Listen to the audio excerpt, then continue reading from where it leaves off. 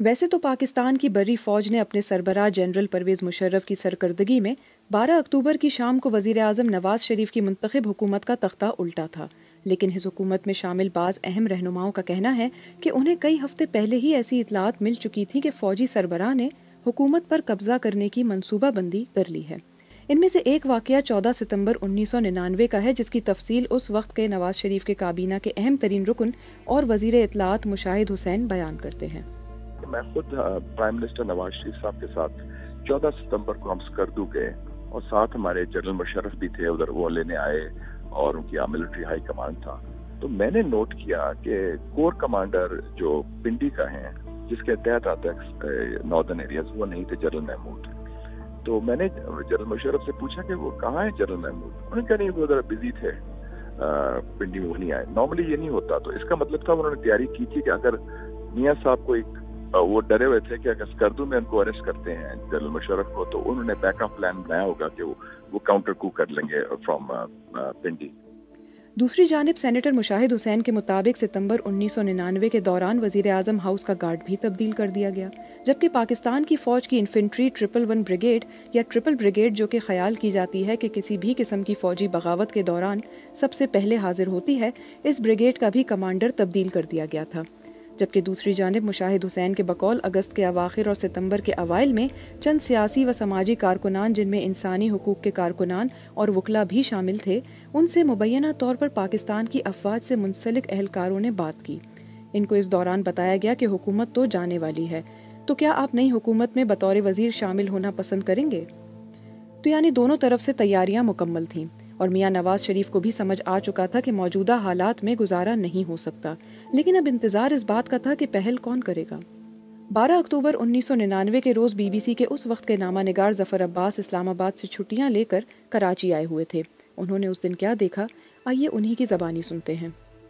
میں اس وقت be B C کے لیے کام کرتا تھا اور اتفاق سے چھٹی پہ کراچی میں تھا۔ میں اسلام آباد میں نہیں تھا جب یہ تمام واقعات ہوئے، لیکن کراچی میں بھی اس کا ایک بہت بڑا رول تھا۔ پورا جو سے پہلے کا جو سارا سلسلہ چلا، میں کراچی میں بیٹھا ہوا خبریں سن رہا تھا، اور خبروں میں یہ بات آئی کہ نواز شریف نے وزیر اعظم کی حیثیت سے یہ فیصلہ کیا ہے کہ جنرل مشرف کو ان کے عہدے سے ہٹا دیا جائے، اور ان کی جگہ اس وقت کے جو آئی ایس آئی کے سربراہ تھے جنرل ضیاء الدین، ان کو فوج کا سربراہ بنا دیا گیا۔ اب یہ اپنے طور پہ بھی خاصی بڑی خبر تھی، اور اس سے ایکسائٹمنٹ پیدا ہوا۔ مجھے تھوڑا سا افسوس بھی ہو رہا تھا کہ میں اس وقت کیوں چھٹی پہ ہوں۔ تھوڑی دیر بعد دیکھا کہ جو نیشنل ٹیلی ویژن تھا پی ٹی وی، اس سے یہ تمام سلسلہ بند ہو گیا، اور اس میں ایک اعلان آنے لگا کہ تھوڑی دیر بعد سروس جو ہے بحال ہوگی۔ اور صحافی کے ناطے مجھے ایک دم سے اندازہ ہوا کہ کچھ گڑبڑ بہت زیادہ ہے۔ تو میں نے اپنے ساتھی تھے بی بی سی کے ادریس بختیار، ان سے رابطہ کیا، اور ہم دونوں نے طے کیا کہ فوری طور کے پر کراچی سے کچھ معلومات اکٹھی کرنی شروع کرنی چاہیے۔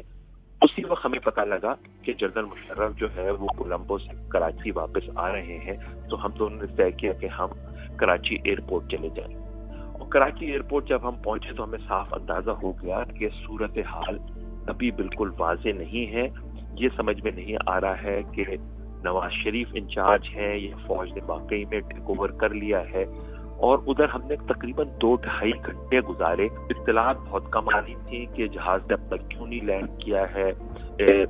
جنرل مشرف کے اپنے عزیز جو ہے وہ بھی سارے ایئرپورٹ پہ موجود تھے، صحافیوں کی بہت بڑی تعداد موجود تھی۔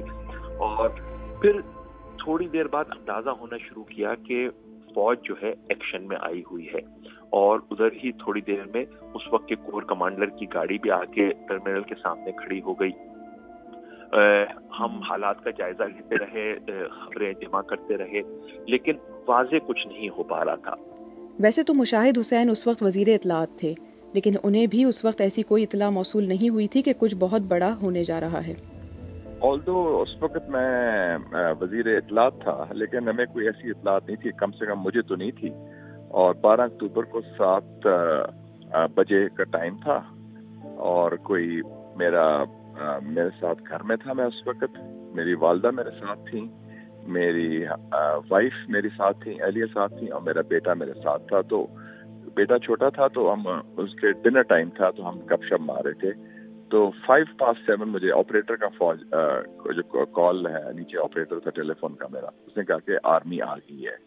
تو پہلے ہمیں خبریں ملی کہ آرمی ادھر آئی ہے. پی ٹی وی غالباً انہوں نے سب سے پہلے پرائم منسٹر ہاؤس کیپچر کیا، پھر P T V headquarters capture کیا، اور پھر میرے گھر آئے. میرے گھر اس لیے کیونکہ میں انفارمیشن منسٹر تھا اور میں کافی ایکٹیو تھا، جرنلسٹ بھی رہا ہوں. تو وہ ان کو ڈر تھا کہ یہ ترجمان جو زیادہ بولنے والا ہے ان کو پکڑو پہلے، تاکہ. اور فوج سیدھا لائی اور انہوں نے میرے دروازے اسمیش کیے، شیشے کی ونڈوز تھیں وہ بھی توڑی. اور میں نے دیکھا، اب میں اوپر کے فلور پہ تھا تو مجھے آواز آئی کہ جیسے جیک بوٹس کی طرح لوگ اوپر سے آ رہے ہیں. تو میں سمجھ گیا کہ یہ ملٹری کو ہو رہا ہے. تو مجھے یہ اتنا تھا کہ فرسٹ مومنٹس بڑے خطرناک ہوتے ہیں، کہ اس میں پینک ہوتا ہے، خوف بھی ہوتا ہے. تو ایک میجر آیا، اس نے اور عام گن آگے رکھی ہوئی تھی. تو میں نے کہا ریلیکس.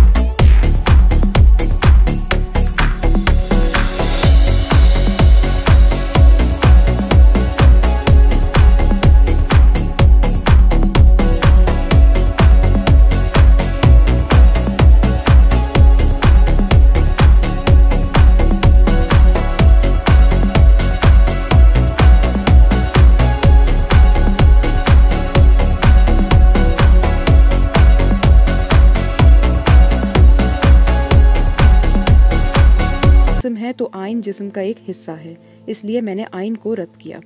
مصنف شجاع نواز، جنہوں نے اپنی کتاب بے نیام تلواریں میں اس خطاب کا تذکرہ کیا ہے، انہوں نے کہا کہ یہ جنرل پرویز مشرف کی اکتوبر 1999 کی فوجی بغاوت پر وضاحت تھی. مصنف شجاع نواز اپنی کتاب دی بیٹل فار پاکستان میں لکھتے ہیں کہ حکومت میں تبدیلی سے کئی تجزیہ نگار شریف 2.0 یا 3.0 تلاش کرنے لگے کہ اب وہ پہلے لیے گئے فیصلے نہیں لیں گے، لیکن یہ تمام لوگ نا امید ہوئے. بی بی سی سے بات کرتے ہوئے انہوں نے کہا کہ نواز شریف اپنے قریبی لوگوں کے ہمراہ ہی رہتے ہیں. کافی خوش تھے نواز شریف ان کے ساتھ، لیکن پھر کارگل کا مسئلہ جب پیدا ہوا تو اس میں آرمی چیف جنرل مشرف نے پرائم منسٹر کو شروع میں کوئی بریفنگ نہیں دی، اور یہ ان سے بات چیت شروع ہو گئی تھی ان کے افسروں کی 1999 میں. جبکہ تجزیہ نگار سہیل وڑائچ نے کہا کہ پہلے کے مقابلے میں نواز شریف میں خاصی تبدیلی آئی ہے. ظاہر ہے ایک تو عمر کے اعتبار سے ظاہر ہے وہ پہلے سے میچور ہوئے ہیں، تجربہ ان کا ایڈ ہوا ہے، لیکن میرا یہ خیال ہے کہ فوج کے حوالے سے ان کے جو خیالات ہیں جو 2000 میں تھے، 1999 میں تھے، میرا خیال ہے فوج کے حوالے سے ان کے خیالات میں کوئی بڑی تبدیلی نہیں آئی، کیونکہ اس ٹینیور میں بھی ہم نے دیکھا کہ ان کا سارا ٹینیور جو تھا اس میں فوج اور ان کی جو کنفرنٹیشن تھی جس طرح پہلے چل رہی تھی اس میں کوئی کمی نہیں آئی. تو فوج کے بارے میں میرا خیال ہے کہ ان کے نقطۂ نظر میں کوئی بڑی تبدیلی نہیں ہے، باقی چیزوں میں ہو سکتا ہے ان کے نقطۂ نظر میں تبدیلی آئی ہو. لیکن 2013 کے دور حکومت میں نواز شریف کی بلوچستان میں اتحادی حکومت نے صوبے میں پاکستان چین اقتصادی راہداری کے لیے راستہ استوار کرنے کے لیے صوبے کے جنوب مشرق میں ان تمام مسلح تنظیموں کے خلاف کارروائی شروع کی جن کی وجہ سے صوبے میں کئی سالوں سے شورش رہی ہے۔ اس سے ایک بار پھر ان کا ریاست سے آمنا سامنا ہوا، لیکن وہ اس طرح منظر عام پر نہیں آیا جس طرح سے 2016 میں ڈان لیکس کا معاملہ نہ صرف سامنے آیا بلکہ نواز شریف کے لیے مفاہمت کے راستے بھی بند کرتا ہوا چلا گیا۔ ڈان لیکس کے ذریعے حکومت اور فوج کے درمیان ہونے والی ایک میٹنگ کے نکات سامنے آئے تھے جس میں حکمران جماعت نے فوج کو کہا تھا کہ بین الاقوامی سطح پر تنہائی کا سامنا کرنا پڑ سکتا ہے اگر دہشت گردی پر قابو نہیں کیا گیا۔ اس خبر کے آنے کے بعد 2016 میں آرمی چیف راحیل شریف نے اسے قومی سلامتی کا معاملہ بتاتے ہوئے اس غلط خبر کی تفتیش کرنے کو کہا۔ اداروں کے درمیان کنفرنٹیشن بڑھتا ہے یا کوئی ایک ایسا ادارہ ہوتا ہے جو تنقید سننے کو تیار نہیں ہوتا ہے تو یہ کنفرنٹیشن صحافیوں سے اور صحافت کے ساتھ بھی بہت زیادہ ہو جاتا ہے۔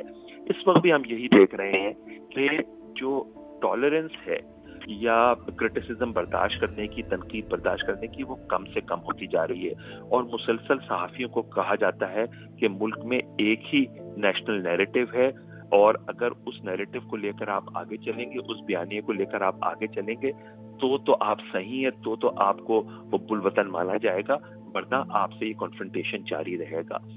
اب حالیہ دنوں میں سویلین سپریمیسی اور فوج کی مداخلت جیسے الفاظ کئی بار دہرائے جا چکے ہیں جن کو سن کر یہ سوال بھی بارہا اٹھایا گیا ہے کہ کیا سویلین سپریمیسی صرف ایک خیال ہی رہ جائے گا یا اس پر عمل بھی ہو سکے گا؟ دوسری جانب کیا فوج کی سیاسی معاملات میں مداخلت محدود کی جا سکتی ہے؟ سیاستدان، سیاسی تجزیہ نگار اور صحافی اس پر ملی جلی رائے رکھتے ہیں۔ شجاع نواز نے جہاں میثاق جمہوریت کو سمجھنے اور اس پر عمل کرنے کا کہا، اسی طرح انہوں نے جماعتوں کو اپنا دفاع کرنے کا بھی کہا، جبکہ دوسری جانب سینیٹر مشاہد حسین نے کچھ یوں یہ بات بیان کی۔ چارٹر آف ڈیموکریسی بھی سائن ہوا 2011 میں جب پیپلز پارٹی کے خلاف میمو گیٹ شروع کیا جس میں ڈائریکٹلی آرمی چیف اور D G I S I نے کیس کیا گورنمنٹ کے خلاف، تو اس وقت پی ایم ایل این نے ساتھ دیا، ان کا مخالفت بھی کی اور کورٹ میں شامل ہو گئے جی ایس ٹو کے ساتھ، اور پھر جب 2018 میں اس کا پھر حساب چکا دیا پیپلز پارٹی نے جب یہ آپریشن ہوا establishment back operation Balochistan government topple کرنے کا، جب نون کا مینڈیٹ تھا پی ایم ایل این کا، تو اس میں پیپلز پارٹی نے پورا ساتھ دیا نون کو نکالنے میں اور نون کو فارغ کرنے میں۔ تو یہ جب تک یہ رولز دا گیم نہیں بنیں گے، سیاستدان، سیاسی جماعتیں آپس میں یہ طے کریں گے کہ the road to اسلام آباد does not lie through Rawalpindi, road to اسلام آباد lies through the ballot box، اور بیلٹ باکس کا تقدس یہ ہے کہ ہر 5 سال کے بعد حکومت ایک آزادانہ منصفانہ الیکشن میں تبدیل ہو۔